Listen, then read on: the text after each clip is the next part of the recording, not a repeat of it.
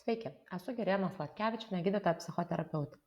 Ankstesniuose video trumpai pristačiau, kas tai yra emocijos ir kodėl mums naudinga jas suprasti. Šiandien noriu pristatyti, kaip galima išmokti suprasti, kokią emociją jaučiu. Tai geriausiai galima padaryti remiantis savo kūno pojūčiais. Galima įsivaizduoti, jog kiekviena emocija yra tarsi tūkstantmečius evoliucijos tobulinta priemonė mūsų pagrindiniam tikslui pasiekti. Tai yra geriausiai ir ilgiausiai išgyventi mūsų supančioje aplinkoje. Kaip įrankį šiam tikslui pasiekti mūsų organizmas naudoja kūną.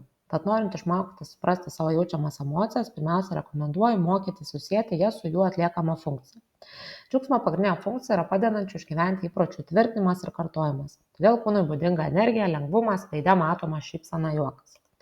Liūdesio pagrindinė funkcija yra prisitaikymas prie naujos gyvenimo realybės. Todėl prisireikia sustoti ir mobilizuoti jėgas, tad ir kūne jaučiamas sulėtėjimas, susidarimas, tarsi suglėbimas, veide kartais pasirodo ir ašaros.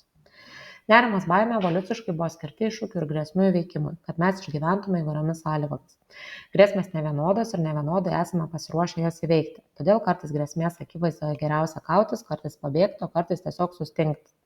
Todėl ir kūne nerimo metu įprastai dažnėja širdies susitraukimai, greičiau kvėpuojame, daug prakaituojame, o kartais ir sustingstame. Viena iš pagrindinių pykčių funkcijų - ištaisyti jaučiamą neteisybę, numatyti ribas. Todėl įprastai pykčio metu visi raumenys susitraukia, dar gali būti sukąsti dantys, suraukta kakta, neretai jaučiamas kūno karštis.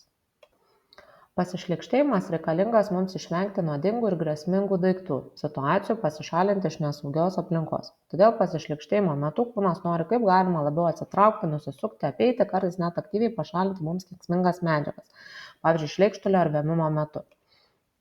Nustebimas reikalingas sustoti, įvertinti, nepulti galima pavojų nepatyrinėjus ir neįvertinus.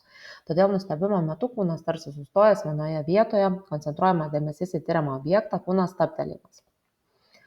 Taigi, ką norėjau šiandien pasakyti, jog visos emocijos mums puikiai padeda prisitaikyti. Didžiausia nauda jas suprasti, paanalizuoti ir panaudoti jų teikiamą informaciją. Kitame video pristatysiu, kokius pratimus rekomenduoju, norint geriausiai suprasti savo emocijas.